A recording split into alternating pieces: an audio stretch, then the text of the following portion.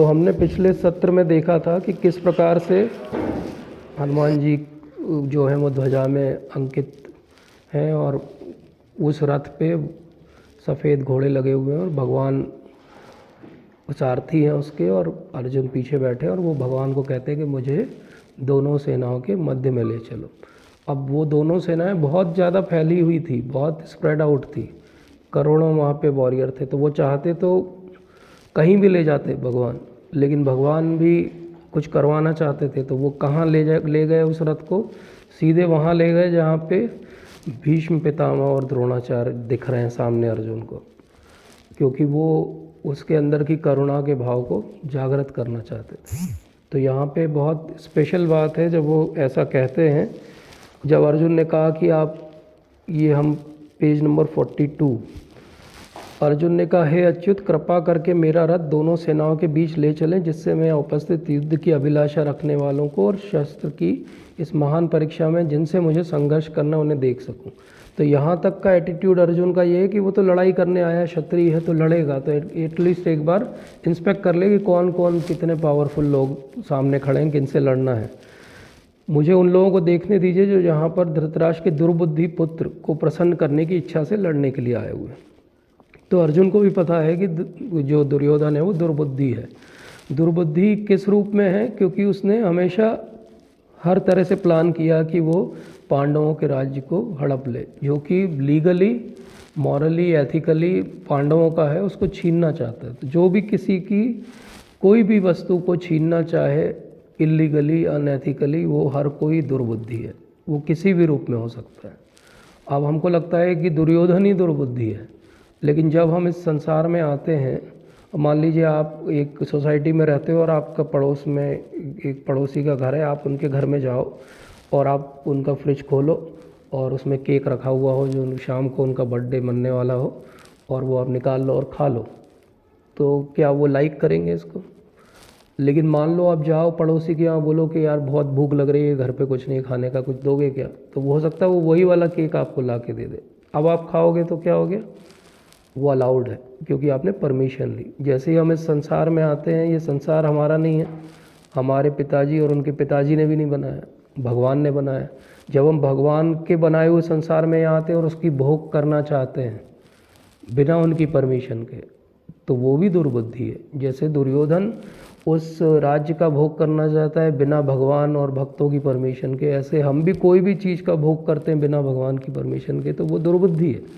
जैसे कि हम जब भी कुछ खाते हैं, आगे भगवान समझाएंगे, यद करोषि यद अश्नाशी यद जुहोषि ददासी यद तपस्यसी कौन्तेय तत् कुरुष मदर्पणम। जो तुम खाते हो, दो, जो तुम सोचते हो, जो तुम अर्पित करते हो, जो भी तुम अपने अंदर ग्रहण करते हो, वो सब पहले मुझे अर्पित करो, फिर ग्रहण करो।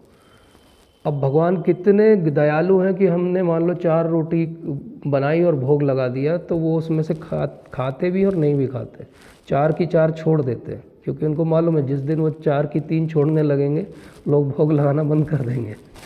बोले तो यार सही में खा लेता है। तो फिर भगवान कैसे खाते हैं? भगवान अपनी दृष्टि से ही खा लेते हैं। भगवान की इंद्रियां ऐसी हैं कि वो किसी भी इंद्री से कोई भी कार्य कर सकते हैं, इसलिए वो दृष्टिपात से ग्रहण कर लेते हैं। तो इसलिए अगर हम भगवान की बिना परमिशन के कुछ भी कर रहे हैं, तो हमें ज़रूर लगता है दुर्योधन बहुत दुर्बुद्धि है और हम नहीं हैं, लेकिन कहीं ना कहीं भगवान की कैटेगरी में हम भी वहीं पे आते हैं। अब संजय बता रहे हैं कि अब क्या हुआ, क्योंकि संजय से एक्चुअली क्या पूछा गया था शुरू में, धर्म क्षेत्र कुरुक्षेत्र। तो बोले धर्म क्षेत्र कुरुक्षेत्र में 2 लोग थे, मामका और पांडवाश्च। मामका मतलब सारे कौरव।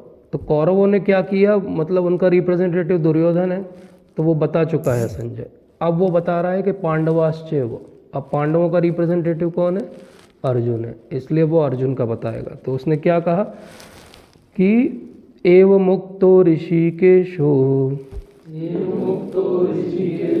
गुणाकेशेन भारत सेनयोरुभयोर्मध्ये स्थापित यत्व रथोत्तमा। तो वो जो उत्तम रथ है, वो रथ बहुत उत्तम है। क्यों उत्तम है? कोई भी वस्तु उत्तम हो जाती है जब भगवान से संबंध होता है। क्योंकि भगवान उस रथ के सारथी हैं, इसलिए वो रथ उत्तम है। और उन दोनों को बहुत स्पेशल संज्ञा से संजय ने जो है वो संबोधित किया। एक को कहा ऋषिकेश और एक को कहा गुणाकेश। अब ऋषिकेश का अर्थ क्या होता है? भगवान श्री कृष्ण का बहुत सुंदर नाम है ऋषिकेश। ऋषि का अर्थ होता है हमारी इंद्रियां। उनके जो ईश हैं, हमारी सारी इंद्रियों के जो स्वामी हैं, वो हैं भगवान श्री कृष्ण। भगवान को वेद में कहा गया रसो वे सह, जो सारे रसों के सार हैं।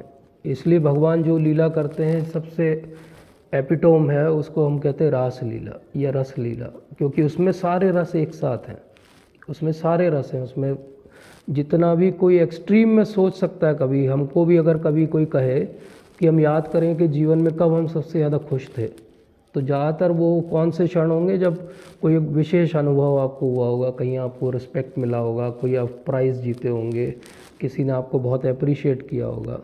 और अगर आपको कोई पूछे कि सबसे खराब क्षण जीवन का कौन सा रहा, तो आपके जीवन से कोई चला गया होगा, कोई दुख होगा। ऐसा उल्टा नहीं होगा कि आपको किसी दिन अप्रिशिएट किया और आपको बुरा लगा होगा। तो इसी तरीके से भगवान सब रस के सार हैं। हमने अपने जीवन में अगर कोई रस का अनुभव किया तो वो 1% भी नहीं है। भगवान उसको मिलियन टाइम्स ज़्यादा अनुभव करा सकते हैं हमें, अगर हमारा संबंध उनसे हो। तो इसीलिए उनका नाम है ऋषिकेश। भगवान सारे इंद्रियों के स्वामी हैं, केवल हमारी इंद्रियों के नहीं, सबकी इंद्रियों की। अब यहाँ ऋषिकेश क्यों कहा गया? तो इसका मतलब है कि भगवान अर्जुन की इंद्रियों के भी स्वामी हैं। तो अब अर्जुन की इंद्रियां किसके कंट्रोल में हैं? भगवान के। भगवान केवल रथ को लगाम से नहीं कंट्रोल कर रहे हैं, भगवान अर्जुन को भी कंट्रोल कर रहे हैं। एक्सटर्नली लगता है कि रथ चल रहा है रथ चल रहा है, भगवान चला रहे हैं उसको। इंटरनली भी भगवान ने ही उसको कंट्रोल किया हुआ है। इसलिए अभी उसकी अंदर से बुद्धि घुमाने वाले हैं वो जो कह रहा है कि मुझे बीच में ले जाओ, मैं लड़ने आया हूँ और कौन लड़ सकता है मेरे से, वो अभी कंफ्यूज हो जाएगा एक क्षण में उनको देख के, बोले मैं यहाँ क्यों आया हूँ लड़ने के लिए। तो ये सडन ट्रांसफॉर्मेशन क्यों हुआ? क्योंकि भगवान ऋषिकेश, भगवान हमारे इंद्रियों के स्वामी है, अर्जुन की सारी इंद्रियों के स्वामी और कंट्रोल उनके हाथ में। दूसरा वर्ड उन्होंने बोला गुणाकेशन। गुणाकेश जो है वो अर्जुन का नाम है। गुणाकेश का अर्थ क्या होता है, किसी को पता है? नींद को जीतने वाला। तो अर्जुन ने कैसे नींद को जीता था?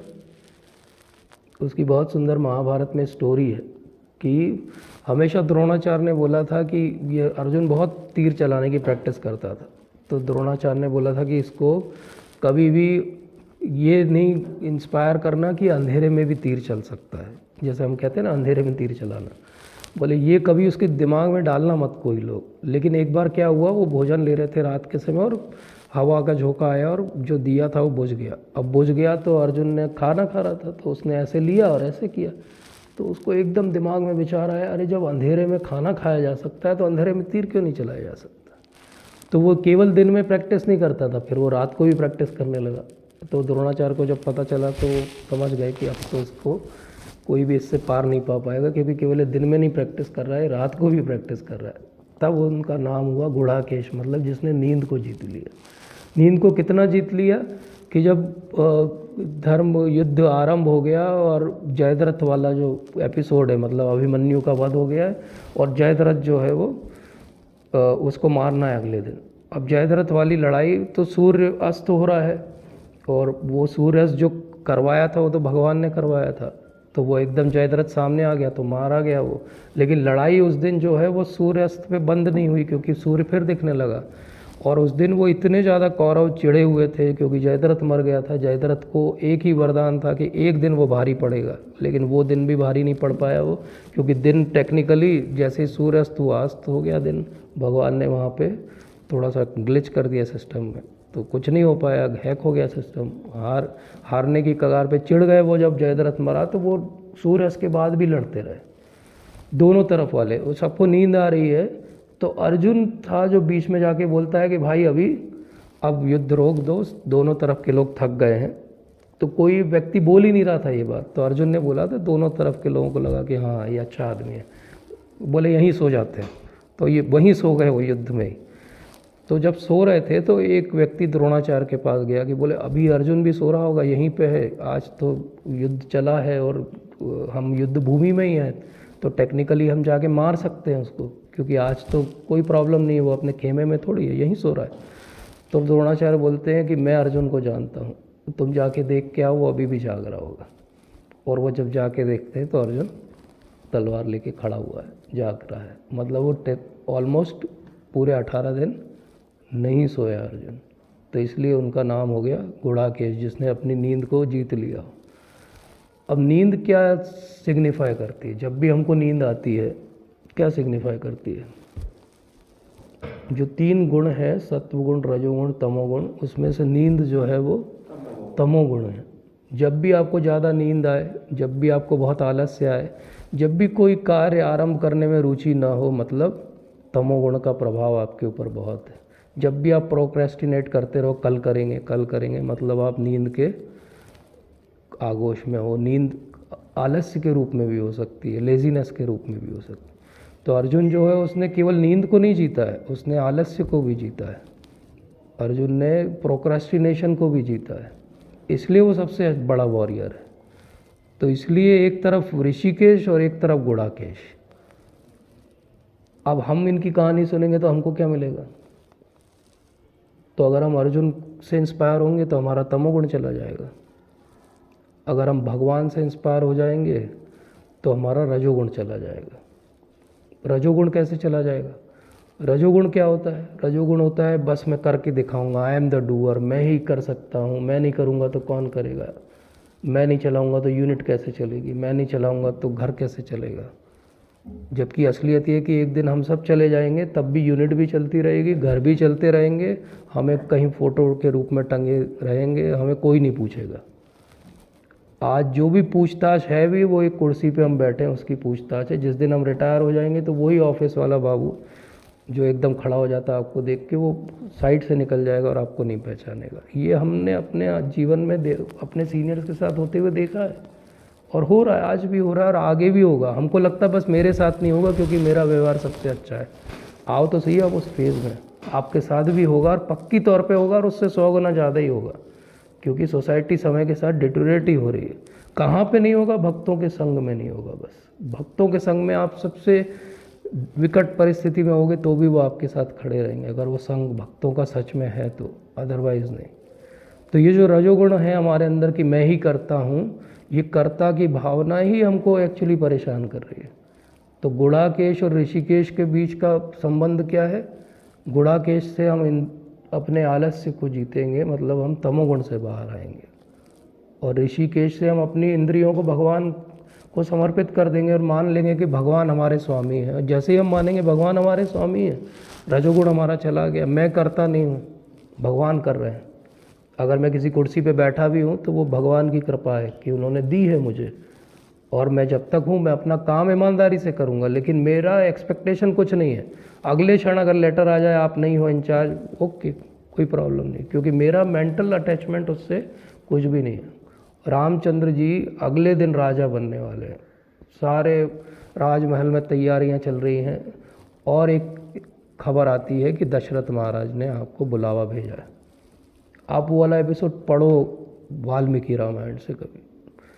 रामचंद्र जी वहाँ जाते हैं, मतलब मैं तो कई बार उस चीज़ को पढ़ता हूँ। रामचंद्र जी वहाँ जाते हैं और वो कहते हैं कि देखो तुम्हारी माता ने कहा है कि तुमको वनवास जाना पड़ेगा।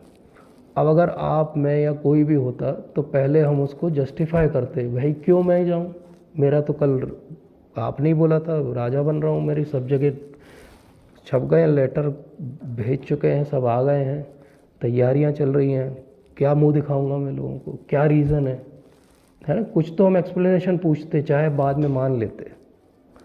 लेकिन रामचंद्र जी ने जो आंसर दिया वो क्लासिक आंसर है। उन्होंने क्या बोला था? उन्होंने बोला था जैसी आपकी आज्ञा पिताजी, बस फुल स्टॉप। उन्होंने उसके आगे और पीछे कुछ भी नहीं पूछा। ये डिटैचमेंट है, ये डिटैचमेंट है कि मैं करता नहीं हूँ।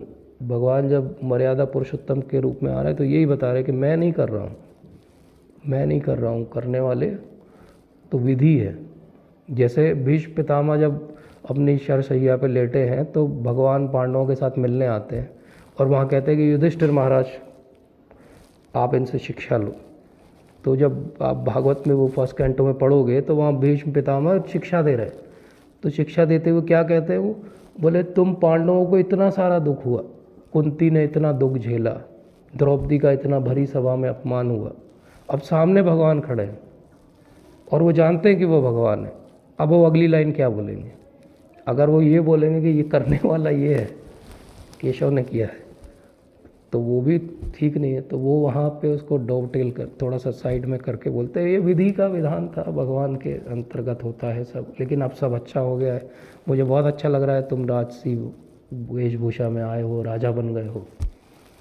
तो ये लेकिन युधिष्ठिर महाराज का रिस्पांस क्या है उस चीज़ पे? अगर आप महाभारत पढ़ोगे तो युधिष्ठिर महाराज और उनका बहुत बड़ा चैप्टर है कि क्या सिखाया भीष्म पितामह, तो वहाँ पे युधिष्ठिर महाराज का रिस्पांस क्या है? युधिष्ठिर महाराज कहते हैं कि ठीक है, आप तो मुझे ये बताओ कि मैं राजा बन रहा हूँ तो मेरे कर्तव्य क्या है। वो वहाँ बैठ के ये डिस्कस नहीं कर रहे कि हमारे साथ कितना बुरा हुआ, या वो कहीं एग्री भी नहीं होते पूरे उस कन्वर्सेशन में कि हाँ सच में हमारे साथ बुरा हुआ था। और कुंती महारानी का भाव क्या है? कुंती महारानी कहती हैं कि ये जो विपत्ति आती है, I love all those things, बोले बार बार आए मेरे ऊपर, क्योंकि उसके कारण मैं आपको याद कर पाती हूँ। बट हम में से कितने लोगों को ये भाव है कि विपत्ति आए तो अच्छा है? हमारा ज़्यादातर का भाव है कि भगवान मैं भक्त बन रहा हूँ, मेरे जीवन में विपत्ति क्यों आ रही है?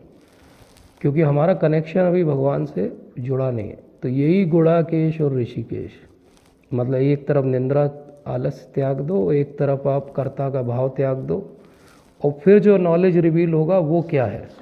वो नॉलेज है कि भगवान ने कहा। अब लोग टेक्निकली कहते हैं कि फर्स्ट चैप्टर में भगवान ने कुछ नहीं कहा।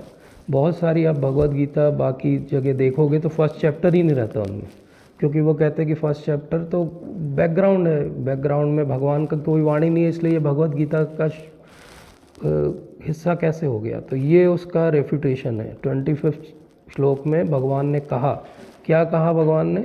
भीष्म, द्रोण तथा विश्व भर के अन्य समस्त राजाओं के सामने भगवान ने कहा, हे पार्थ, यहाँ पर एकत्र सारे कुरुओं को देखो।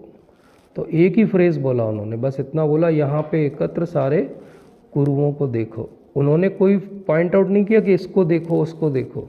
वो तो उनको पता है कि जैसे वो देखेगा वो स्कैन उसका वहीं पे जाके जूम हो जाएगा जिनसे वो प्रेम करता है। हम भी जीवन में बहुत सारी चीज़ें देखते हैं, लेकिन हमारा भी स्कैन कहाँ जाके जूम हो जाता है? जिनसे हमारा अटैचमेंट होता है। हम ऐसे सड़क पे बहुत सारे बच्चों को ऐसे देखे उल्टा सीधा चलते हुए कि ट्रैफिक में उनका कुछ चोट लग जाए, और गुजरते वक्त देखे कि अरे ये तो मेरा बच्चा भी उनमें से है। अब आपका रिस्पांस क्या होगा? अब आपका रिस्पांस तुरंत होगा, गाड़ी रोकोगे, बोले इधर आ चल, 2 झापट लगाओगे उसको, गाड़ी में बैठा लोगे अपनी। लेकिन वो इतने सारे भी तो दिख रहे थे आपको, तब तो आपका रिस्पांस वो नहीं था। तो ऐसा क्यों होता है? क्योंकि जहाँ हमारा अटैचमेंट होता है वहीं हमारी बुद्धि जाती है, वहीं पे जाके बुद्धि अटक जाती है। और हम सबकी कंडीशनिंग है किसी न किसी चीज़ की। मैं कई बार ये बात शेयर करता हूँ कि कोई ज़्यादा क्रोधित होता है, कोई लोभ में ज़्यादा पड़ता है, कोई मोह में ज़्यादा पड़ता है, कोई काम में ज़्यादा पड़ता है, लेकिन हम सबकी वो 6 जो एनिमीज़ हैं उनमें से एक के साथ बहुत स्पेशल रिलेशनशिप है, बहुत क्लोज रिलेशनशिप है, और वो माया को पता है, इसलिए हर बार वो वहीं पे आपके लिए गड्ढा खोदती है, आप वहीं जाके गिरते हो। बार बार वहीं होता है आपके साथ, वही होता है। जो क्रोधित होते हैं वो हर बात पे बार बार क्रोधित होते हैं। जिनका लोभ का बहुत है तो वो दिन भर वही गिनते रहते हैं कितना आया कितना गया। तो ये क्यों हो रहा है? क्योंकि हमने अपने माइंड को ट्रेन किया इतने सालों में इस तरह से बिहेव करने के लिए। अब अर्जुन ने भी इतने सालों से उसका एक अटैचमेंट है भीष्म पितामह से, द्रोणाचार्य से, वो उनको अलग तरह से देखता है। वो किस रूप से देखता है? अर्जुन ने वहाँ दोनों पक्षों की सेनाओं के मध्य में अपने चाचा, ताऊओं, पितामह, गुरुओं, मामाओं, भाइयों, पुत्रों, पौत्रों, मित्रों, ससुरों और शुभ चिंतकों को भी देखा। मतलब पूरी कैटेगरी है। कुरुक्षेत्र की लड़ाई बहुत स्पेशल टाइप की लड़ाई है। आजकल जो लड़ाई होती है बड़ी इम्पर्सनल टाइप की होती है, सामने वाले का आप नाम नहीं जानते हो, केवल ड्रेस से आपको समझ में आता है दुश्मन का सैनिक है, चलो मार दो इसको। तो कोई इमोशनल आपका अटैचमेंट नहीं है, एवर्जन ही है कि यार ये तो दुश्मन सेना है। लेकिन जहाँ आपके सामने आपके परिवार वाले खड़े हो जाएं, जैसे मान लो एक क्लोज ग्रुप हो फ्रेंड्स का, और कोई चीज़ पे डिस्कशन हो, डिसीजन हो जाए कि कल ऐसा करेंगे, और अगले दिन आप आओ और वो 10 लोग जो हैं वो आपके अगेंस्ट खड़े हों, बोले नहीं ऐसा नहीं, ऐसा करेंगे, और आप अकेले इस तरफ हो, तो आपको कैसा लगेगा? वो जो लगेगा ना आपको, उसको करोड़ों गुना कर दो, वैसा अर्जुन को अभी लग रहा है। क्योंकि इन सब से वो बचपन से उनके साथ बड़ा हुआ है, उनके पैर छुए हैं। आज हमको वो फीलिंग नहीं आती है क्योंकि जॉइंट फैमिली नहीं है, तो हमारी वो फीलिंग अटैचमेंट हमको समझ में नहीं आता। अरे रिश्तेदार खड़े थे तो क्या हो गया, मार देते, क्योंकि हमारी तो रिश्तेदारों से बातचीत ही नहीं होती सालों में, हम तो शादी या मरने पे जाते हैं बस। तो हमारा अटैचमेंट कितना है रिश्तेदारों से? कुछ भी नहीं। लेकिन ये कब की बात है? आज से 5000 साल पहले अटैचमेंट रिश्तेदारों से था। इसलिए वो जब अपने रिलेटिव्स को देखता है तो उसको दुख होता है। तो फिर क्या हुआ, जब कुंती पुत्र अर्जुन ने मित्रों तथा संबंधियों की इन विभिन्न श्रेणियों को देखा तो करुणा से अभिभूत होकर इस प्रकार बोला। तो ये जो अलग अलग श्रेणियां थी, ये क्या थी? इतने सारी तो कैटेगरी थी, और केवल कुरु वंश की बात करें तो 5 जनरेशन वहाँ पे थी। ये धर्म युद्ध बहुत स्पेशल युद्ध था जिसमें कुरुओं की 5 जनरेशन ख़त्म हो गई। हमारे ज़्यादातर लड़ाइयाँ होती तो एक आध जनरेशन जो यंगस्टर्स होते हैं वो ख़त्म होते हैं। जैसे यूरोप में वर्ल्ड वॉर हुई तो यंगस्टर्स ख़त्म हो गए, ओल्ड बच्चे बचे, फिर पॉपुलेशन आ गई। लेकिन वहाँ तो यंग से यंग अभिमन्यु, लक्ष्मण जैसे छोटे छोटे बालक भी लड़ने के लिए आए हुए। तो पूरी 5 जनरेशन दोनों तरफ की वाइप आउट हो गई। सोचिए आप, मतलब कितना डिफ़िकल्ट सिचुएशन है। इसलिए अर्जुन ने कहा कि हे कृष्ण, इस प्रकार युद्ध की इच्छा रखने वाले अपने मित्रों तथा संबंधियों को अपने समक्ष उपस्थित देखकर मेरे शरीर के अंग काँप रहे हैं और मेरा मुंह सूखा जा रहा है। तो यहाँ पे क्या कह रहे हैं वो, मुंह सूख रहा है, मतलब ये पैनिक अटैक जो है वो चालू हो गया। ये पैनिक अटैक कैसे चालू हुआ? क्योंकि भगवान ने बोला पश्यतुम, देखो। जैसे ही भगवान ने वो शब्द बोला था देखो, भगवान ने अर्जुन की इंद्रियों को हिप्नोटाइज कर लिया। उसके बाद अब अर्जुन क्या देख रहा है? जो भगवान दिखाना चाहते हैं। अब अर्जुन पूरे 18 दिन वही देखेगा जो भगवान दिखाना चाहते हैं। भगवान चाहते तो ये नॉलेज किसी को भी पकड़ के दे सकते थे। अर्जुन को पहले मोह में डाल के पहले भी दे सकते थे। लड़ाई के मैदान में रथ पे बैठाने के बाद क्यों ज्ञान दिया? ये तो ऐसा होगा कि ऑपरेशन थिएटर में किसी को वॉश करा दो इंटर्न को और पूरा तैयार हो जाए और उसको चाकू दे दो, बोले काटो, तो बोलेगा सर कुछ समझा तो दो, करना कौन सी सर्जरी है, इंसिजन कौन सा देना। तो अर्जुन का भी यही हाल है। तो भगवान क्यों ऐसा बता रहे हैं? वो हमारे लिए, कि हम सब भी लड़ाई में हैं। इस धरती पे हम सब भी अपने कोई ना कोई लड़ाई में। जैसे उसको वो समझाते हैं कि आप भागवतम के पुराने मतलब शुरू के कैंटो पढ़ोगे तो आपको पता चलेगा कि लड़ाइयाँ ऐसी होती थी कि एक किसी लोक में है और एक किसी लोक में, तो 2 लोकों के बीच लड़ाई होती थी। बोले असुर असुर का संग्राम हो रहा है, तो वो यहाँ नीचे से जाके अटैक कर रहे हैं ऊपर के लोकों में। फिर उसके बाद बोले एक टाइम आया जैसे राम और रावण का युद्ध हुआ, तो एक कॉन्टिनेंट अलग अलग थे उनके, ट्रांस कॉन्टिनेंटल वॉरफेयर था, वो एक कॉस्मिक वॉरफेयर था। बोले जो महाभारत की लड़ाई थी वो एक ही परिवार में 2 संबंधियों के बीच की लड़ाई थी। वो बोले कलयुग की लड़ाई क्या है? बोले हमारे ही अंदर दोनों है। तो धीरे धीरे वो लड़ाई जो है वो छोटी होते होते अब हमारे यहाँ आ गई। अब सुर असुर यही है, राम रावण भी यही है और पांडव और कौरव भी यही है, लड़ाई यहीं चल रही है। इसलिए भगवान ने उस लड़ाई के बीच में रख दिया कि जैसे कोई जीवात्मा इस संसार में बीच में पड़ा हुआ है, ऐसे ही वो अर्जुन जो है वो बीच में पड़ा हुआ और अब कंफ्यूज हो गया, लास्ट डे कंफ्यूज हो गया। और उसको जो पैनिक अटैक के साइन आई है, क्लासिक साइंस हैं जो मेडिसिन की बुक में भी रहते हैं कि मेरा सारा शरीर कांप रहा है, रोंगटे खड़े हो रहे हैं।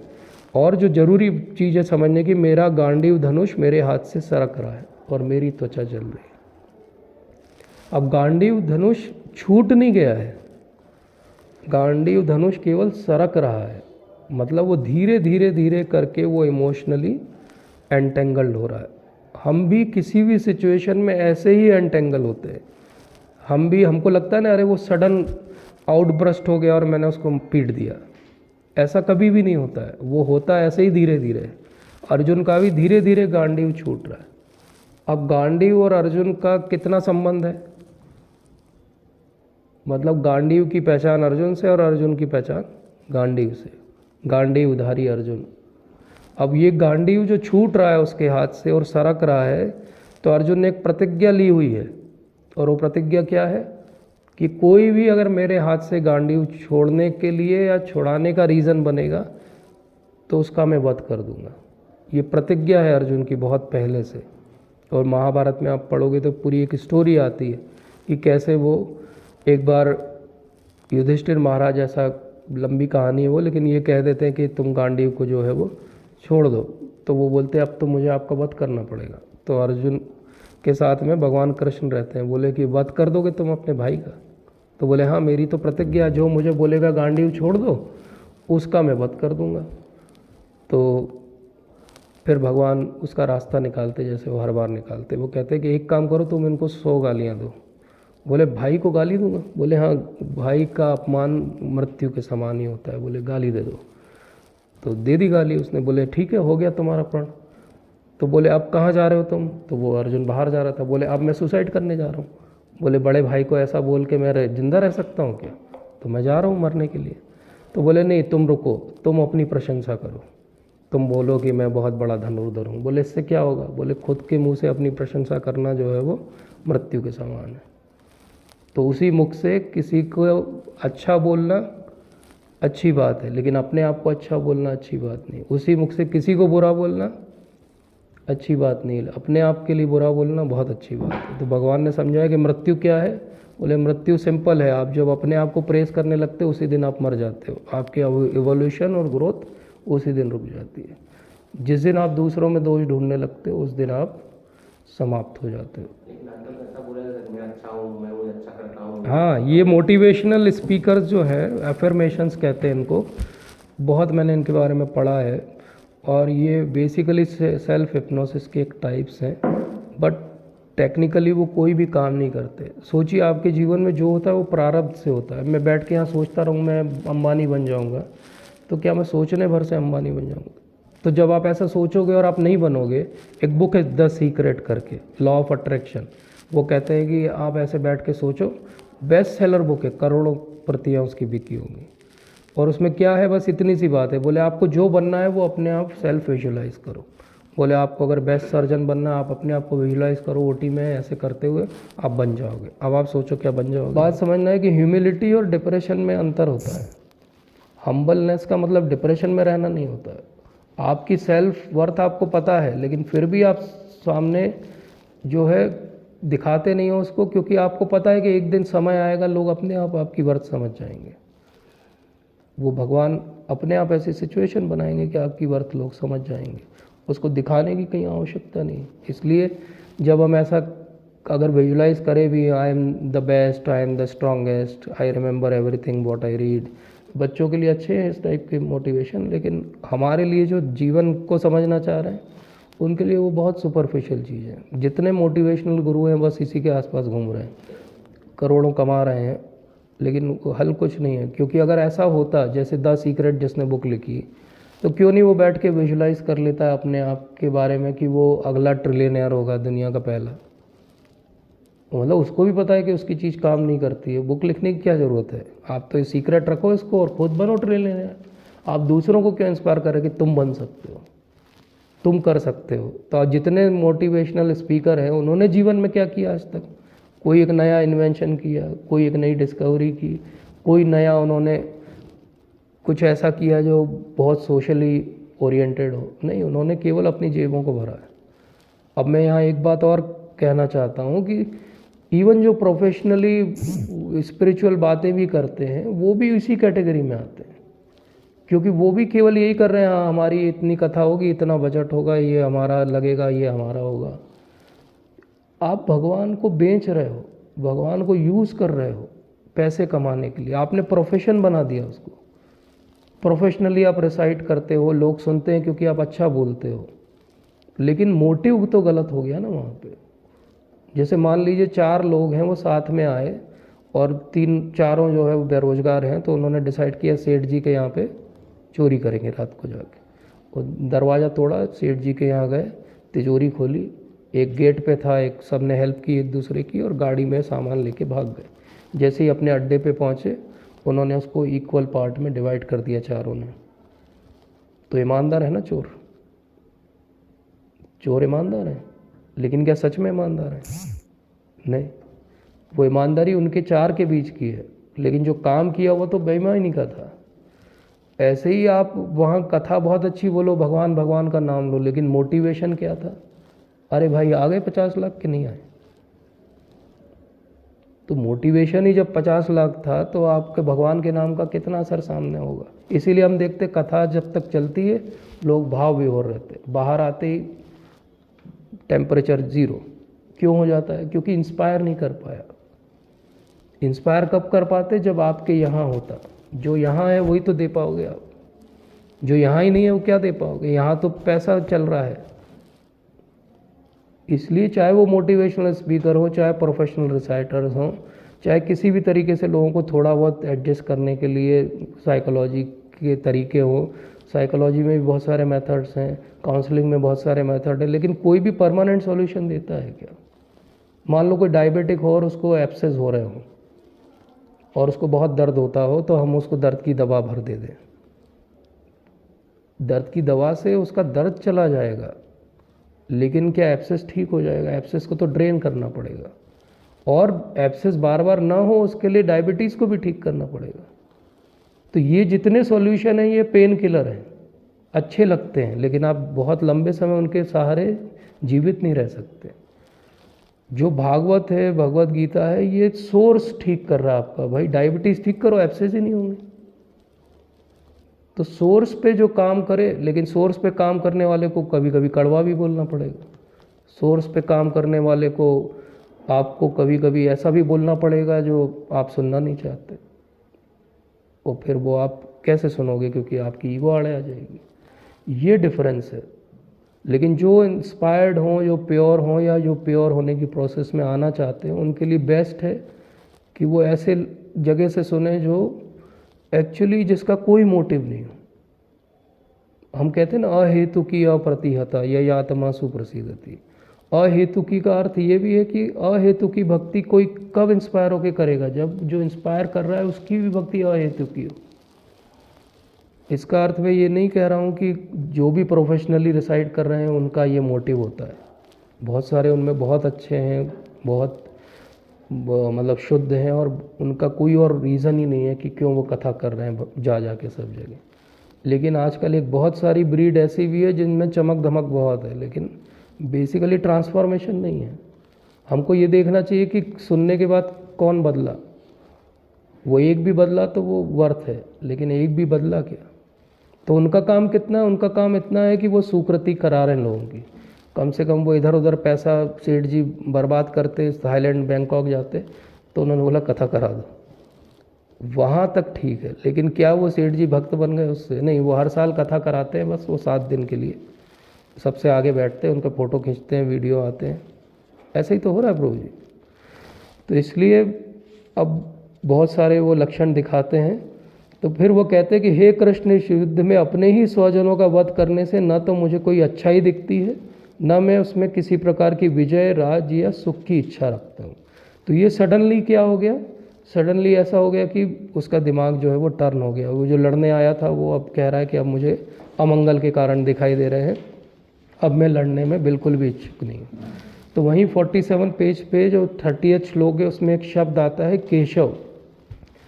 भगवान को वो केशव के रूप में संबोधित करते हैं। अब केशव का अर्थ क्या होता है?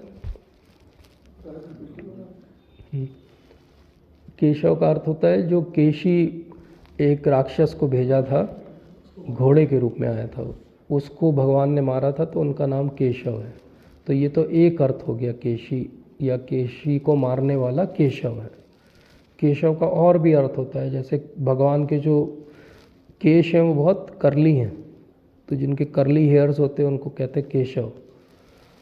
तो यहाँ केशव नाम से क्यों संबंधित कर रहे हैं? 47 पेज पे प्रभु जी यहाँ पे केशव नाम से क्यों संबंधित कर रहे हैं? क्योंकि बोले आपने केशी को मारा था, तो केशी जब अब वृंदावन में आया था तो वो आपको मारने की इच्छा से आया था, पर वो आपका रिलेटिव नहीं था, इसलिए आपने मार दिया था। बोले आप यहाँ मेरे को खड़ा कर दिए, सामने भीष्म पितामह दिख रहे हैं जिनके साथ मैं पला बड़ा हूँ, जिन्होंने मुझे लिटरली पाला है, द्रोणाचार्य जिन्होंने सब कुछ सिखाया, मैं उनको ही तीर चलाऊँगा क्या? वो तो मेरे रिलेटिव हैं। बोले आपने तो आज तक कोई रिलेटिव को नहीं मारा, कंस को मारा, लेकिन कंस ने तो जो कार्य किया था वो बहुत ही ख़राब था। लेकिन बोले ये तो सब मेरे बहुत क्लोज रिलेटिव्स हैं, इनको आपने तो कभी ऐसे रिलेटिव्स को नहीं मारा, आपने तो कभी अपने कोई गुरु को नहीं मारा। जैसे सांदीपनि मुनि थे, तो सांदीपनि मुनि के हत्या तो नहीं कर दी आपने पढ़ाई लिखाई करने के बाद। बोले आपने किसी को नहीं मारा और आपने मुझे यहाँ खड़ा कर दिया कि मारो इनको। तो इसलिए वो एक तरह से सार्कास्टिकली कह रहे हैं कि केशव, तो वो समझ गए भगवान के केशव मतलब, बोले केशव मतलब जिसके बाल ऐसे घूमे घूमे हों। बोले आपकी हर बात भी ऐसी टेढ़ी रहती है जैसे आपके बाल टेढ़े। बोले समझ में नहीं आती है, भगवान टेढ़े हैं ना, खड़े भी होते तो 3 जगह से त्रिभंग ललित फॉर्म में खड़े होते। तो क्यों है भगवान टेढ़े? क्योंकि दुनिया ऐसी है, दुनिया ऐसी है तो यहाँ पे आके वो दिखा रहे हैं कि आपको अगर टेढ़ा ही समझ में आ रहा है अच्छा है तो भी मेरे पास आ जाओ, तो भी I will take care of you, because मेरे से ज़्यादा टेढ़ा फिर कोई भी नहीं है। तो भगवान जो है वो केशव का अर्थ एक और होता है शास्त्रों के, वेदों के आधार पे आप जाओगे तो क श और वप, वप 3 शब्द मिलके क श और वप। तो ये क्या है? क मतलब ब्रह्मा जी, श मतलब शिव जी, और व मतलब विष्णु, या जो ये दोनों जिसमें व्याप्त हो।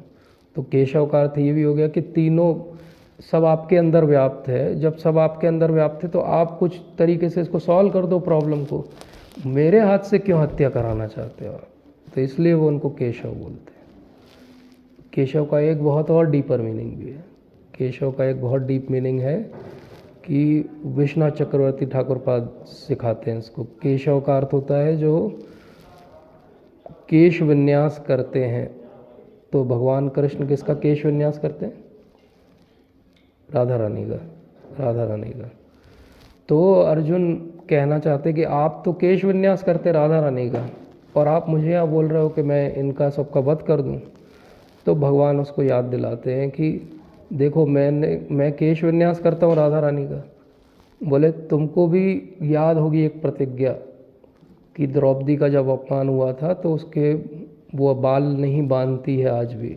वो बाल कब बांधेगी? जब ब्लड। तो बोले तुमको भी एक केश विन्यास करना है।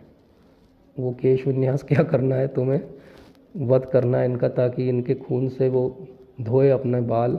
बड़ा विभत्स टाइप का है लेकिन रियलिटी है।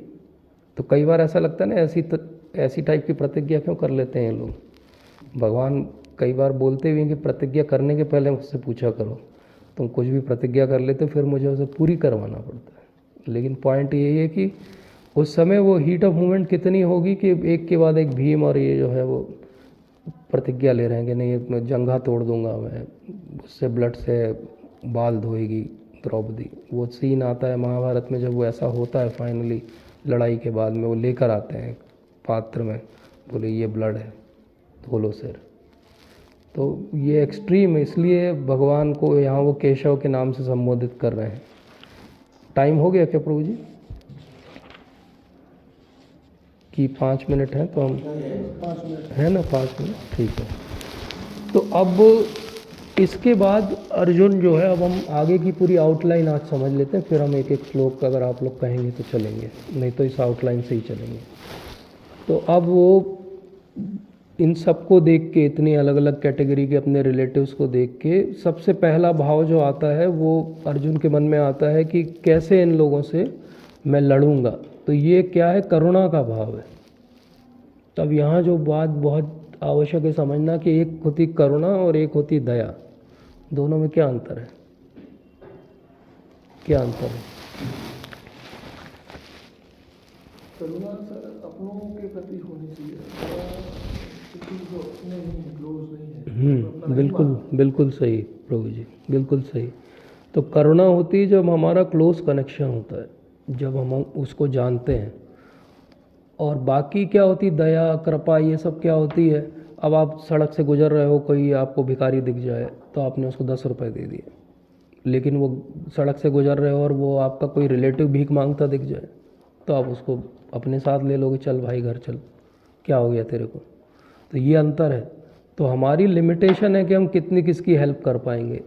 उस लिमिटेशन में रहते हुए जब हम बिहेव करते हैं तो हम दया दिखा रहे हैं। लेकिन जब हम उसकी क्या फीलिंग है अंदर, वो अपने अंदर फील करते हैं, अंग्रेजी में कहते हैं एम्पैथी, तब एक्चुअली करुणा है। और वो कब हमको उसकी फीलिंग अपने अंदर समझ में आती है, जब हम उससे कोई कनेक्शन समझते हैं अपने जीवन का, तब एम्पैथी आती है। एम्पैथी ऐसे नहीं आएगी, नहीं तो सिंपैथी रहेगी। हाँ ठीक है, अरे गरीबों की हेल्प करनी चाहिए, लो लो भैया सब लोग 10 रुपये लो, लेकिन आपका रिलेटिव होगा तो आप अलग तरह से सोचोगे। तो ये जो करुणा का भाव है वो आ गया है अब अर्जुन के मन में। तो करुणा का भाव क्यों जागृत हुआ, जब जीवन में संकट आए और आपकी ट्राइंग सिचुएशन हो, तो आपके अंदर क्या भाव पहला जागृत होता है, ये डिसाइड करता है कि आप भक्त हो या नहीं। ये बहुत गहरी बात। जब कॉन्फ्लिक्ट चल रही हो और पहला भाव आपका उस व्यक्ति के प्रति क्या आता है जिससे आपकी कॉन्फ्लिक्ट है, क्या ये आता है कि बेचारा बद्ध जीव है, फंसा हुआ है माया में, या ये आता है मेरा शत्रु है, मार दो यार इसको, बुरा भला कहो, गाली गलौज करो। पहला भाव क्या आता है, फर्स्ट थॉट अर्जुन का क्या है, करुणा का भाव है कि ये तो सब मेरे हैं, इनको मैं कैसे मार सकता हूँ। ये करुणा का भाव, भगवान ने मथ दिया उसको, जैसे मथनी होती है, मथनी से मथते हैं तो क्या निकलता है, घी निकलता है या बटर निकलता है बेसिकली। तो वो जो बटर निकला वो क्या है, वो करुणा है। तो मत किसको दिया, अर्जुन का पूरा जो मन है वो पूरा मथ गया। मन को बहुत अलग अलग तरीके से समझाया शास्त्रों में। एक एनालॉजी तो अपन सब ने सुनी होगी कि मन जो है वो बंदर के जैसा है। कैसा बंदर है वो, ऐसा बंदर है जो शराब पिए हुए है। बंदर वैसे ही एक जगह नहीं बैठता है, अगर उसको शराब पिला दें तो क्या होगा। अब वो शराब पिए हुए बंदर को बिच्छू ने काट लिया है, अब क्या होगा उस बंदर का। अब ये जो शराब पिया हुआ बंदर है जिसको बिच्छू ने काट लिया है, जो वैसे ही स्वभाव से बंदर है, उस पे भूत लग गया है। शास्त्र का श्लोक है, श्लोक मुझे याद नहीं है, बट उसका सार ये है कि ये हमारे मन का रूटीन हाल है। रूटीनली हमारे मन का ये हाल है कि ऐसा बंदर है जिसको बिच्छू ने काट लिया है, और जो सांप मतलब वो भूत से और शराब से मतलब इंटॉक्सिकेटेड है, मतलब उसको पता ही नहीं कि सही क्या है गलत क्या है। मन को उन्होंने ऐसा बोला जैसे कितना ध्यान रखना चाहिए मन का, तो उन्होंने समझा इतना ध्यान रखना चाहिए जैसे कोई शिकारी हो, कोई पशु को पकड़ ले जंगली, तो वो क्या करता है, एक क्षण भी असावधान नहीं होता, क्योंकि एक क्षण आप असावधान हुए वो भाग जाएगा। और कहाँ जाएगा भाग के, उसी जंगल में जाएगा जहाँ मुश्किल से आप पकड़ के लाए थे। मन का भी वही हाल है, जितना आप कोशिश करोगे, जहाँ एक क्षण आपने किसी चीज़ में ढील दे दी उसको, वहीं से भाग लेगा वो, और भाग के वहीं पे जाके फिर वहीं से जाना पड़ेगा आपको, फिर वो पूरी मेहनत करके पकड़ के लाना पड़ेगा। इसलिए वो एक क्षण भी असावधान नहीं रहता। शिकारी एक क्षण भी छोड़ता नहीं है, लेकिन कब तक नहीं छोड़ता है वो, जब तक मन रहे। नहीं, मारना नहीं है उसको। मान लीजिए आपके अनुकूल पालतू बनाना है, फालतू पिंजरे में बंद कर दो। पिंजरे में बंद कर, फिर क्या करते हैं, जैसे मान लो शेर को पकड़ लाया अपन लोग और यहाँ रख दिया सर्केस हॉल में, तो क्या करेंगे, उसको खाना देंगे। कितना खाना देंगे, आपको पता है रिंग मास्टर लोग कैसे ट्रेन करते हैं शेर को, बस अगर आपने उससे एक टुकड़ा ज़्यादा दिया उसको, तो वो पावरफुल रहेगा, तो वो कभी आपकी बात नहीं सुनेगा। आप उसको इतना बस खिलाओगे कि वो जिंदा रहे। मन को भी हमको उतना ही खिलाना है कि वो जिंदा बस रहे। जहाँ मन को आपने ज़्यादा इनपुट दिया कि मन आप पे हावी हो गया, लेकिन कब तक, क्या हमेशा ऐसे ही करना है, नहीं। जैसे थोड़े दिन में वो पालतू हो जाएगा, तो फिर आप उसको साथ लेके घूमो सब जगह, कोई प्रॉब्लम नहीं। जैसे कुत्ता होता है, पहले तो आपके साथ नहीं रहना चाहता है, फिर वो आपका बिल्कुल वफादार हो जाता है। ऐसे ही मन को आप पाल लोगे तो वफादार हो जाएगा आपका मन। जैसे मान लो एक पिंजरे में कोई पंछी है, अब बहुत दिन से आपके परिवार में है वो, और आप गेट खोल दो पिंजरे का, वो पंख हैं उसके लेकिन वो नहीं उड़ता है, वहीं घूमते फिरते वापस आ जाता है। क्यों आ जाता है, क्योंकि अब वो आपका पालतू हो गया। तो वो जंगली पशु को आपने पालतू कर लिया। ऐसे ही वो जंगली मन को, वो पागल मन को, या वो इंटॉक्सिकेटेड मंकी को आप पालतू बना लो, अपने साथ रख लो, सब जगह चलेगा, लेकिन उसके लिए ट्रेनिंग लगेगी। तो ये एक और उन्होंने एनालॉजी दी है, थोड़ी ग्रॉस एनालॉजी है, लेकिन उन्होंने शास्त्रों में एनालॉजी दी मन को। उन्होंने समझाया कि मन ऐसा है जैसे कोई व्यभिचारिणी स्त्री हो, मतलब जो फेथफुल ना हो अपने हस्बैंड के लिए। अब वो केवल फेथफुल नहीं है, वो बहुत सुंदर भी हो, तो अब क्या होगा, उसके तो बहुत सारे पैरामॉन्स होंगे, क्योंकि वो तो सुंदर भी है और उसका चरित्र भी अच्छा नहीं है। तो वो कहते हैं कि ऐसे हमारी 6 जो शत्रु हैं, ये मन के लिए वैसा ही है। व्यभिचारिणी मन जो होगा वो इन 6 शत्रुओं के बीच रमण करेगा। और कभी कभी हम हर दूसरे दिन अखबार में पढ़ते हैं कि वो एक एक्स्ट्रा मैरिटल अफेयर में लवर ने और वाइफ ने मिलके हस्बैंड को मार दिया। हमारे जितने आज तक के जन्म हुए हैं, हर जन्म में हमारे मन ने इसी तरह हमारे इन शत्रुओं के साथ मिलके हमको मारा है। ये बहुत सोचने की बात है, बहुत गहरी बात है। तो ऐसे हर बार हम मरे हैं, लेकिन फिर भी हम क्या करते हैं, उसी मन को सरेंडर करते हैं। वैसे जैसे कि वो पुरुष, वो सुंदर है स्त्री इसलिए उसके लिए सरेंडर्ड है, चाहे उसका चरित्र अच्छा नहीं है, पर वो ये नहीं जानता कि खराब चरित्र के कारण वो एक दिन मृत्यु को प्राप्त होगा। ये भागवत का श्लोक है। मैं ये जो चारों एनालॉजी मैं बता रहा हूँ, ये भागवत के अंदर दी हुई एनालॉजी, अपने मन से नहीं बताई मैंने। मन को यही 4 तरह से समझा उन्होंने। या तो बंदर है वो, तो कितना खराब बंदर है, या तो वो शिकारी की तरह आप बिहेव करके उसको पालतू बना लो, या फिर वो एक चरित्रहीन स्त्री की तरह जो आपके मृत्यु का कारण बनेगी और हर बार बनी है। तो अब भगवान क्या कर रहे हैं, भगवान अर्जुन के मन को मथ रहे हैं। मथने पे क्या निकलता है, जो होता है अंदर। अगर उसमें ऑयल होगा तो बटर बनेगा, तो मथने पे क्या निकला अर्जुन के मन से, करुणा निकली, क्योंकि करुणा है उसके अंदर। करुणा का भाव जो है वो भक्त का भाव है। अगर किसी भी सिचुएशन में आपके मन से करुणा नहीं निकलती है तो आप भक्त नहीं हो। अगर आप इमोशनल नहीं हो तो आप डिवोटी नहीं बन सकते। भक्ति सिद्धांत सरस्वती ठाकुर महाराज के पास एक आए थे, शायद मैंने पिछली बार भी बताई थी ये कथा। तो आए थे तो उन्होंने कहा कि मेरी स्त्री का अभी देहांत हुआ, मैं बिल्कुल नहीं रोया, अब मैं आपके संघ को ज्वाइन करके आश्रम में रहना चाहता हूँ। तो भक्ति सिद्धांत सरस्वती ठाकुर महाराज ने कहा कि नहीं, you are not fit for initiation. तो उसने बोला, अरे मैं तो इतना स्टॉइक, मैं तो, मेरे को कोई असर नहीं पड़ता, आप कहाँ, मैं तो पूरी तरह से एलिजिबल हूँ। बोले नहीं, जिसमें इमोशन ही नहीं है वो कहाँ से भक्ति करेगा। इमोशनलेस मार्ग जो है वो ज्ञानियों का मार्ग है, भक्ति का मार्ग जो इमोशन का है। तो इसलिए अर्जुन भगवान का भक्त भी है, नित्य पार्षद है, लेकिन फिर भी आज वो इमोशनल है। तो उसके मन से जो बाहर आया वो पहला भाव करुणा का है। दूसरा भाव क्या है, दूसरा भाव उसके मन में आता है कि अगर मान लो मैंने क्षत्रिय धर्म का पालन करके लड़ भी लिया इनसे और मार भी दिया इन सबको, तो जो चीज़ का हम भोग करेंगे वो सब इनके खून से सनी हुई होगी।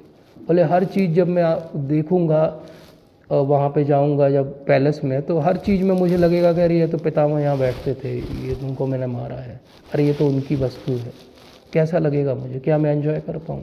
बोले हम कोई भी जीवन में पोजीशन क्यों चाहते हैं, 2 ही चीज़ों के लिए चाहते हैं। एक, हम एंजॉय करना चाहते हैं, या हम दिखावा करना चाहते हैं, दूसरों को दिखाना चाहते हैं। हमारे पास बड़ी गाड़ी है, हमारे पास बड़ा घर है, रहते हम एक ही कमरे में, खाते वही 2 रोटी हैं, लेकिन बड़ी गाड़ी है, बड़ा घर है, ताकि समाज में हमारी इज्जत है, मतलब दिखावा है। अब बोले जिनको दिखाना चाहते हैं वो कौरव हैं, वो तो सब मर जाएंगे लड़ाई में।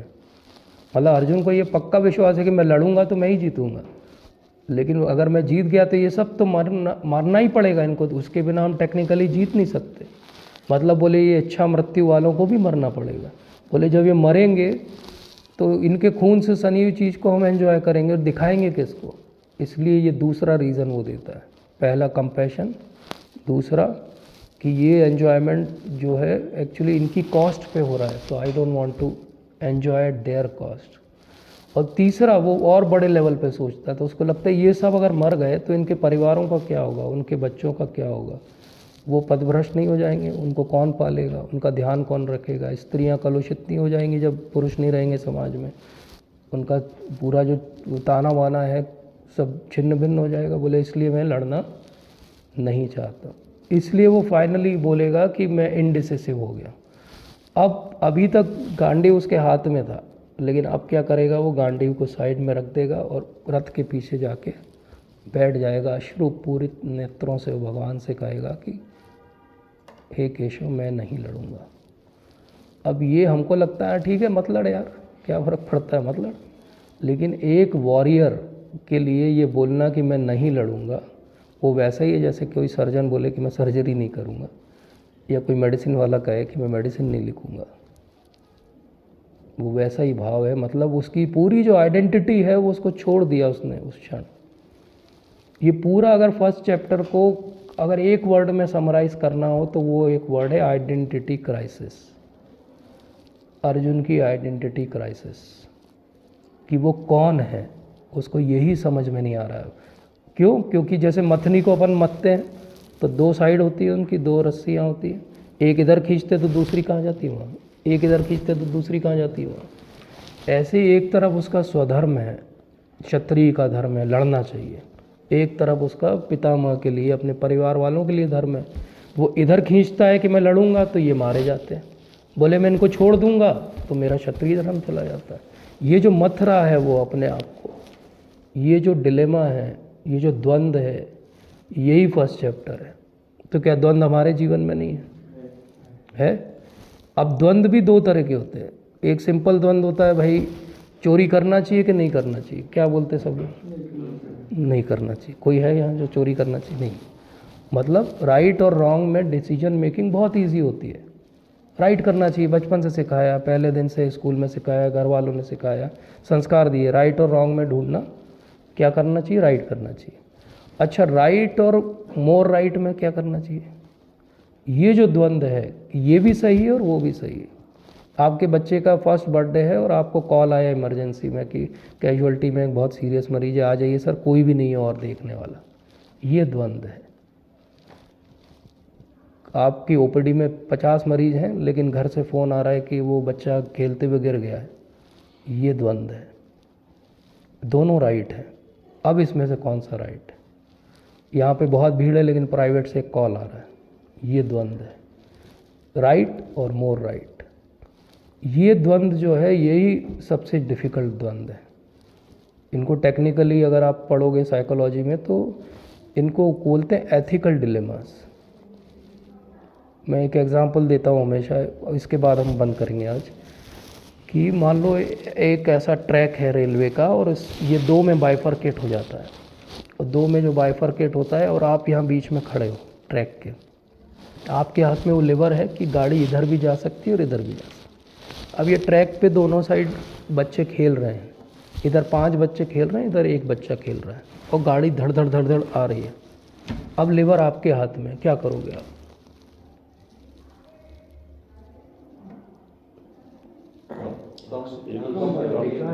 जहाँ एक है लीवर खींच दोगे, गाड़ी उधर चली जाएगी।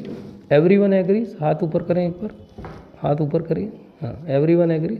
वो जो एक बच्चा खेल रहा है वो आपका बच्चा है। अब बताओ कितने लोग लीवर खींचेंगे? क्योंकि अगर कुछ नहीं करोगे तो 5 की तरफ जा रही है गाड़ी। अब बताओ आंसर क्या?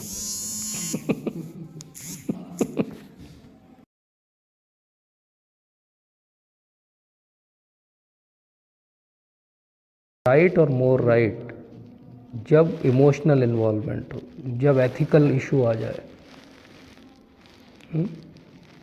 जैसे आप बहुत बड़े ऑफिसर हो, एक साइन करने पे 1 करोड़ मिलेंगे, आप बहुत बड़ा प्रोजेक्ट है करोड़ों का, और सर कुछ नहीं, सब काम वैसे ही होगा जैसा होता है, आपको तो घर पे आके 1 करोड़ दे जाएंगे, आप किसी को पता नहीं चलेगा। अब आप एथिक्स का एग्ज़ाम क्लियर करके IAS बने हो, राइट एंड मोर राइट।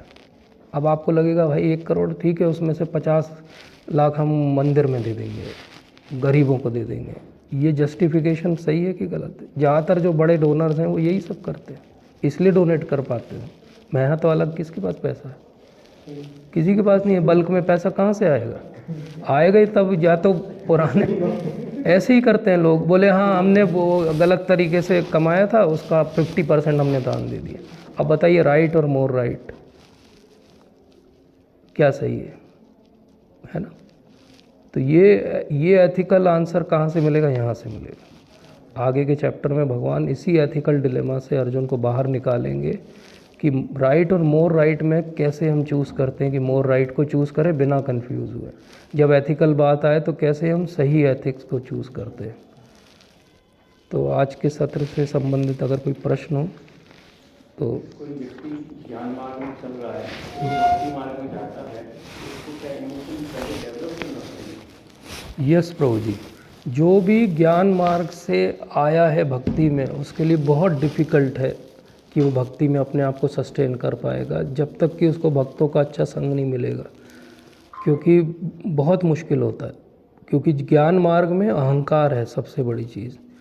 मुझे 20 शास्त्र कंठस्थ हैं, ये अहंकार है क्योंकि मुझे कंठस्थ है, मैं पहले हूँ वहाँ पे। और भक्ति का मार्ग है सेवा का मार्ग, कि मैं आपके लिए हूँ, आप बताओ क्या करना है आपके लिए। जर्नी चलना पड़ेगी, सडन तो ट्रांसफर। यस, इसीलिए हमको पूरा प्रयास करना चाहिए कि जब हम भक्ति में अपने आप को कल्टीवेट करें तो बहुत ज्ञानी ना बने, उतना ही ज्ञान लें जितना ज़रूरी है, मन को उतना ही फीड करें जितने से वो जिंदा रहे। उससे ज़्यादा फीड करेंगे तो वो अहंकार आएगा ही आएगा। ज्ञान मार्ग का सबसे बड़ा प्रॉब्लम यही है। जैसे हम देखते हैं बहुत सारी कथाएं ऐसी आती है कि कोई तपस्या कर रहा था और उधर इंद्र को जो है वो लगा कि अरे भैया मेरा सिंहासन डोल रहा है, उसने एक अप्सरा बना के नीचे भेजी और अप्सरा नीचे गई तो क्या हुआ, मोहित हो गए। वो ज्ञानी थे, बहुत ज्ञान था लेकिन अहंकार भी था। उस अहंकार में मैं करता हूँ, उसमें वो मोहित हो गए। अब जैसे विश्वामित्र मुनि मोहित हो गए तो फॉल डाउन हो गया, 10,000 साल की तपस्या जीरो हो गई 1 मिनट में। तो फिर तपस्या करने लगे। अब जब तपस्या हुई तो फिर से एक अप्सरा आई। अब इस बार इनको लगा कि अब मैं इसके ट्रैप में नहीं आने वाला इंद्र के, तो मैं क्या करूँगा। वो क्रोध आ गया उनको, तो फिर फॉल डाउन हो गया क्योंकि इस बार क्रोध आ गया। वहीं पे जब नर नारायण ऋषि तपस्या कर रहे थे तब भी इंद्र ने अप्सराओं का पूरा वो भेज दिया, दल बदल, बिल्कुल मतलब ऐसा समझो कि बहुत सारे भेज दिए एक साथ। ब्रह्मा जी भी खड़े हो गए वहाँ पे आके।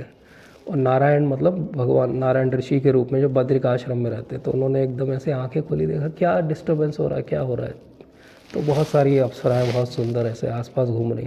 तो बोला अरे इंद्र ये सब क्या कर रहे हो तुम, रुको तुमको एक और मैं गिफ्ट में देता हूँ। तो उन्होंने अपनी थाई से एक तिलोत्तमा करके अप्सरा बनाई, बोले इसको भी ले जाओ अपने साथ। तो ये भगवान है या भक्त है। नर नारायण जो है वो वही अर्जुन और भगवान कृष्ण है। उनका जो इटर्नल स्वरूप है वो नर नारायण ऋषि के रूप में। तो नर नारायण के रूप में इतना कंट्रोल है नारायण को अपने सेंसेस में, ऑब्वियसली वो भगवान है खुद। लेकिन वो एक कथा से बता रहे कि कॉन्ट्रास्ट देखो, एक तरफ विश्वामित्र 2 बार, एक बार काम वासना में और एक बार क्रोध के कारण, क्योंकि वो ज्ञानी थे उस टाइम। और इधर ये भक्त है, उसको कोई फर्क नहीं पड़ता। हरिदास ठाकुर चैतन्य महाप्रभु के डिसाइपल थे, वो एक गुफा में हरि नाम लेते थे, दिन भर केवल हरि नाम लेते थे। और एक वेश्या को भेजा गया कि हम प्रचार कर देंगे कि ये तो गलत काम करते हैं गुफा में बैठ के। वो आके बैठी रही तो इन्होंने बोला अभी मेरे नाम का जब पूरा नहीं हुआ है, एक काम करो, अभी मेरे गुरु की आज्ञा पूरी कर लो, फिर मैं आपको संतुष्ट करूँगा। एक दिन ऐसे निकल गया, वो सुबह सूर्योदय हो गया, उठ के चली गई। दूसरे दिन फिर आके बैठी, फिर यही हुआ, फिर वो उठ के चली गई। तीसरे दिन फिर आके बैठी। अब 3 दिन हरिदास के मुख से उन्होंने शुद्ध हरि नाम सुना, तो क्या हुआ, वो खुद भक्त बन गई और वो हरि नाम करने लगी। तो उसने बोला कि मेरा गुजारा कैसे चलेगा, बोले वो भगवान पे छोड़ दो। और एकदम से बात फैल गई कि वैश्या जो है वो भक्त बन गई, हरिदास ठाकुर चले गए आगे। और ये वहाँ गुफा में बैठ के भजन करने लगी और लोग उसको आके मिलने और चढ़ावा देने लगे, उसका जीवन सुन लिया। तो जहाँ भक्त है वहाँ पे कोई कन्फ्यूजन नहीं है। अगर आप ज्ञानी हो या आप तपस्या के मार्ग से अपने आप को कंट्रोल करने की कोशिश कर रहे हो तो इम्पॉसिबल है। इसीलिए भगवान का नाम ऋषिकेश है। अपने आप हम ऋषियों को या अपने इंद्रियों को कंट्रोल नहीं कर सकते, कब तक करेंगे। भागवत के अंदर बहुत क्लियर उन्होंने बोला कि काम वासना पे धरती का जीव कंट्रोल कर ही नहीं सकता। जो कामदेव हैं उनके जो 3 तीर हैं, तो उसमें जो पहला तीर है उसमें ही धराशायी हो जाते हैं लोग। बाकी 2 तीर तो आज तक उनको यूज़ ही नहीं करने पड़े। तो ये जीव की स्थिति है। तो इस जीव को कहाँ टाइम है कि वो इससे बाहर निकलेगा। इसलिए तरीका क्या है, भगवान को सरेंडर कर दो अपनी सारी इंद्रियां। अब हमारे पास है ही नहीं हमारी इंद्रियां। जैसे आपके पास 1 लाख रुपए हों, और आप उसको कहीं बैंक में जाके जमा कर दो, लॉकर में रख दो। अब आपके पास थोड़ी हैं आपके, लेकिन आपके नहीं। तो चोर आए आपके घर में ढूंढने, कहाँ गए इनके 1 लाख रुपए, मिलेंगे ही नहीं उसको। ऐसे ही सारे के सारे हमारे जो अनर्थ हैं वो आ जाए ढूंढने के लिए, कहाँ गया इसका मन, कहीं दिख नहीं रहा इसका मन कहाँ गया। बोले वो तो भगवान में लगा हुआ, सरेंडर हो गया भगवान को। That is the ultimate beneficiary thing. इसलिए ज्ञान हमको कितना अर्जित करना है, बस भक्ति हमारी चलती रहे, हमारा विश्वास भगवान पे पक्का बन जाए, इतना ज्ञान बस ज़रूरी है, उससे ज़्यादा नहीं। टाइम तो नहीं हो गया, जाना है किसी को तो जा सकते हैं ना। हाँ? नहीं कुछ जो विभीषण जी थे तो उनका एग्जाम्पल इस तरह से दिया जाता है कि जैसे वो जेवा जो है दांतों के बीच ना, बिल्कुल बहुत अच्छा एग्जाम्पल। राक्षसों के बीच होकर हाँ। वो भगवान का मतलब उनके एसोसिएशन नहीं था, भक्तों का संग एक बहुत बड़ी सील है, उससे ही आगे बढ़ सकते हैं। यस, तो वो नहीं थे लेकिन फिर भी वो उनका अच्छे से भक्ति बहुत, हुई। क्योंकि हरि नाम वो कॉन्स्टेंटली लेते थे। और लेकिन जो भीष्म पितामह थे, तो भीष्म पितामह वो कौरवों से घिरे हुए थे, हम्म, तो उनकी भी वैसी सिचुएशन थी, लेकिन भगवान के भक्त थे, लेकिन उनकी फिर भी बुद्धि खराब हो गई। यस, तो फिर मतलब मेरा क्वेश्चन ये है कि मतलब विभीषण जी ने बिना भक्तों के संग के कैसे वो कंटिन्यू कर पाए? क्योंकि हरि नाम, जो राम नाम पे उनकी निष्ठा थी वो इतनी थी कि वो वहाँ पे ऑल एडवर्स कंडीशन में भी रह के नाम ले रहे थे।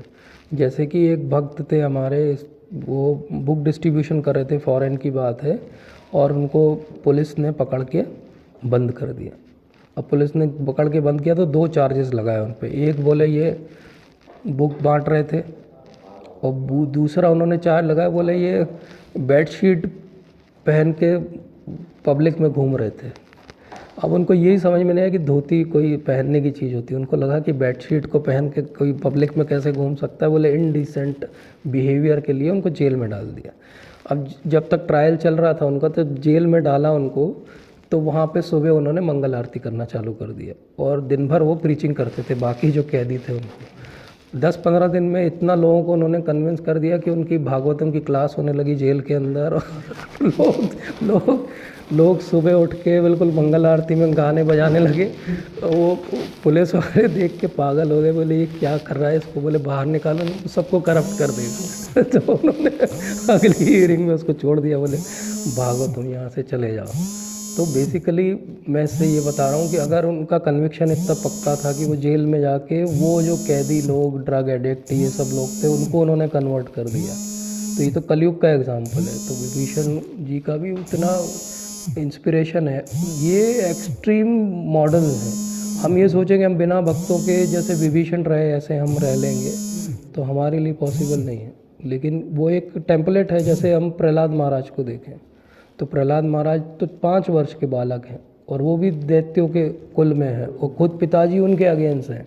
मतलब सारे रीज़न है कि वो कन्वर्ट हो जाएं और बोल दे कि हिरण्यकशिपु की जय, लेकिन वो नहीं बोलते आखिरी तक। तो हम सोचे कि नहीं मैं भी वैसा ही बनूंगा, तो इम्पॉसिबल है हमारे लिए। हमारे तो परिवार में एक व्यक्ति भी भक्ति के अगेंस्ट रहता है तो हम थोड़ा माइल्ड हो जाते हैं, भाई अब शांति से घर चलने दो, नहीं तो मुश्किल हो जाएगी। होता है ना ऐसा। तो इसलिए वो टेम्पलेट है, वो हमारे इंस्पिरेशन है, लेकिन उनको एक होता अनुकरण और एक होता अनुसरण। मतलब एक फॉलो करना और एक कॉपी करना। हम उनको फॉलो करने की कोशिश कर सकते हैं, कॉपी नहीं कर सकते उनको। तो विभीषण जी बहुत अच्छा एग्जाम। भीष्म पितामह का आपने बहुत अच्छा। भीष्म पितामह क्यों थोड़ा सा ऐसा लगा कि जब वो द्रौपदी का अपमान हो रहा था उन्होंने कुछ नहीं किया, आंखें बंद कर ली, मुंह फेर लिया। उसका कारण है, जब उन्होंने प्रतिज्ञा की थी, तो हम कहते हैं भीष्म प्रतिज्ञा थी वो, तो कहीं ना कहीं उस प्रतिज्ञा और वो लंबे समय का जो ब्रह्मचर्य उन्होंने किया था उसका तेज भी था, लेकिन उसका उनको अहंकार भी था। वो अहंकार उनकी बाधा थी कि वो कभी भी भगवान को उस तरह से नहीं समझ पाए। इसलिए अंत में भी जब आप देखोगे, जब वो शरीर छोड़ रहे हैं, तो वो क्या कहते हैं कि मैं आपको पार्थ सारथी के रूप में देख रहा हूँ, कि आप जो है रथ पे आ रहे हो, पसीने की बूंदें आपके ऊपर, हाथ में लगाम है, पीछे अर्जुन बैठा हुआ है और आप मेरे ऊपर चार्ज करते आ रहे हो, मतलब अटैक कर रहे हो। तो ये भाव, ये भाव भीष्म पितामह का बहुत स्पेशल टाइप का भाव है। अगर वो सही में पूरी भक्ति समझे होते तो भगवान को त्रिभंग ललित श्याम सुंदर वृंदावन में राधा रानी के साथ विहार करते दिखते, लेकिन वैसा नहीं दिखे उन्हें। तो ये डिफरेंस रहता है, क्योंकि वो थोड़ा भी अहंकार आपको भक्ति में बाधा बन जाता है। इसलिए भीष्म पितामह को पूरा रियलाइजेशन नहीं है, लेकिन विभीषण को है। ठीक है प्रभु जी, थैंक यू सो मच। पिछले सत्र से कुछ प्रश्न है क्या कोई? हाँ जी जी जी। तो मेरा ये कहना था कि कोई सुसाइड करता है जी स्वतः तो सुसाइड करता नहीं, जैसा आपने बताया था कि सबसे बुरी गति प्राप्त होती है तो सुसाइड करता है। जी। तो जिस कारण से सुसाइड किया है, कोई कारण है, तो उसका क्या है, उसके लिए क्या है उसमें जो है? हाँ, जो इंस्टिगेट करता है सुसाइड, उसका क्या होता है, उसके लिए भी कहा गया है। जो मतलब कि दुर्बुद्धि व्यक्ति होते हैं, उनमें सबसे खराब बुद्धि होती किसी की जो किसी को इंस्टिगेट करे ऐसा कोई भी कर्म करने के लिए। ये है क्लियर लिखा हुआ कर्मकांड की पुस्तकों में, क्लियर लिखा हुआ है कि जो किसी को ऐसा कोई भी कृत्य करने के लिए इंस्टिगेट करे, इंस्पायर करे, वो भी उतना ही इक्वली कल्प्रिट है।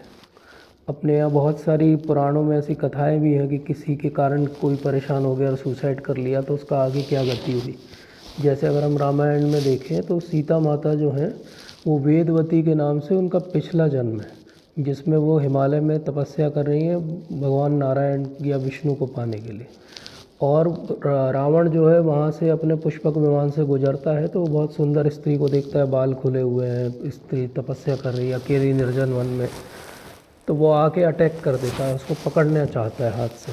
तो पहले बाल से पकड़ता है और फिर वो हाथ से पकड़ना चाहता है। तो जैसे ही वो बाल से पकड़ता है तो उनका तो इतना प्रताप रहता है, इतनी तपस्या की उन्होंने, तो वहीं पे कहती हैं कि अब ये तुमने मुझे छू लिया है तो अब मैं नारायण या विष्णु के लिए अब वो पवित्र नहीं रही, क्योंकि आज तक मुझे किसी पर पुरुष ने नहीं छुआ था, इसलिए मैं आज अभी अपने अंदर की तेज से अपने आप को भस्म कर रही हूँ। लेकिन तुमने मुझे क्योंकि इंस्टिगेट किया इस बात के लिए, तो you will also suffer for it, और तुम्हारा मृत्यु का कारण एक स्त्री ही बनेगी। और वही वेदवती अगले जन्म में सीता माता के रूप में आती है, और फिर भगवान उनको वरण भी करते हैं और वो कारण भी बनती है रावण के। तो हम देखते हैं कि वो इंस्टिगेट किया उसने कि वो अपना शरीर त्याग दे, और उनके साथ क्या हुआ। आप अगर भागवत में देखो तो यही स्थिति जो है वो उमा की या पार्वती की, कि जब वो आती है वहाँ पे दक्ष प्रजापति के उसमें यज्ञ में, और जब वो देखती हैं कि यहाँ पे यज्ञ चल रहा है और भगवान शिव के नाम से कोई भी आहुति नहीं दी जा रही, तो वो बहुत ज़्यादा क्रोधित हो जाती है और वो अपना शरीर वहीं पे अपनी तेज अग्नि से भस्म कर देती है। लेकिन उसका वो परिणाम क्या होता है, जैसे ही नारद मुनि जाके वहाँ बताते हैं भगवान शिव को, जो ध्यान में बैठे हैं उनको तो सब पता है भगवान है वो, लेकिन वो जाके जब बताते हैं कि ऐसा हो गया है, तो वो क्रोध में वहाँ से आते हैं अपने गणों के साथ में, और दक्ष प्रजापति का गला कट जाता है क्योंकि उन्होंने इंस्टिगेट किया था।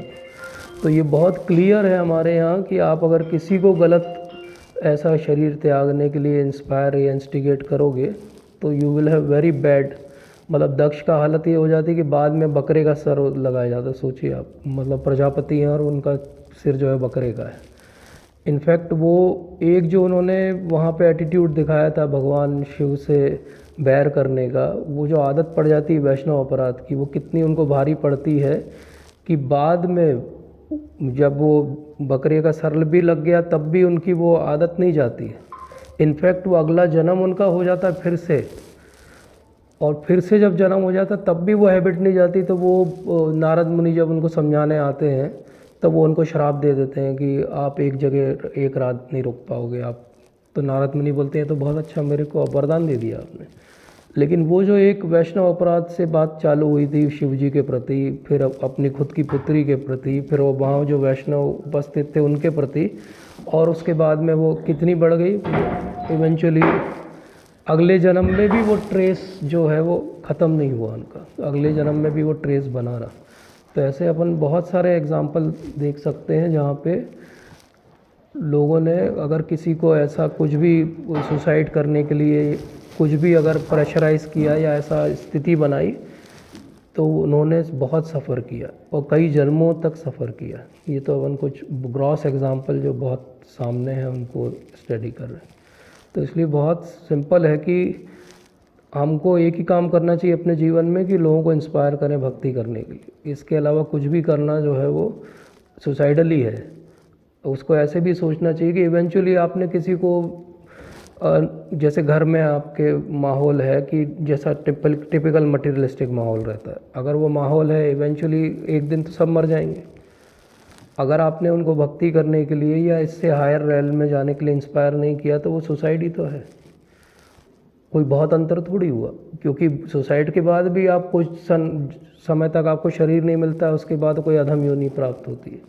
और हमारे साथ में या हमारे बीच में जो हैं उनको अगर भक्ति के लिए इंस्पायर नहीं किया तो उनको भी अगली योनि कोई अधम ही मिलेगी। तो सुसाइड और non suicide, everything is suicide unless you are doing devotional service. इसलिए बहुत क्लियर कट भागवत का इंस्ट्रक्शन है कि एक ही बात है, उसको कहते हैं धर्म प्रोजितो केटव।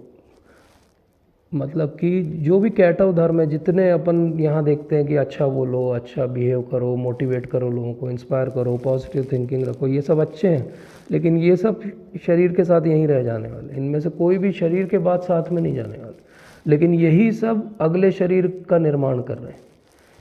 हम एक एग्जाम्पल से समझे कि मान लो कोई 100 ईयर्स जीता है और अगर 50 ईयर्स वो जी लिया है तो अगले जन्म की 50% बॉडी बना चुका है, वो 50% सर्कमस्टेंसेस बना चुका है। तो थिंक अबाउट इट कि हम में से तो शायद कोई भी 100 ईयर्स नहीं जिएगा। तो हम अगर अपने 40s में हैं तो हम कितनी अपनी बॉडी अगले जन्म की बना चुके हैं, तो कितना केयरफुल हमको होना चाहिए। और ये बात आज हम जैसे आगे के सत्र में जब बढ़ेंगे तो हम देखेंगे कि यही चीज़ है जो अर्जुन को एक्चुअली रोक रही है कि वो लड़ाई ना करे। जब वो कहेगा कि समाज का जो ताना बाना है छिन्न भिन्न हो जाएगा, तो वो क्यों कह रहा है? क्योंकि वो सोचता है कि ऐसा होगा तो आगे इसका कॉन्सिक्वेंस क्या होगा। उसका आगे का कॉन्सिक्वेंस हम में से कितने लोग सोचते हैं कभी भी करने के पहले कि हमारी हर चॉइस का एक कॉन्सिक्वेंस है, हमारी हर छोटी से छोटी चॉइस का भी एक कॉन्सिक्वेंस है। बट जो कंपैशनेट होगा वही सोचेगा कि चॉइस का कुछ कॉन्सिक्वेंस होता है। तो अब हम आगे बढ़ते हैं।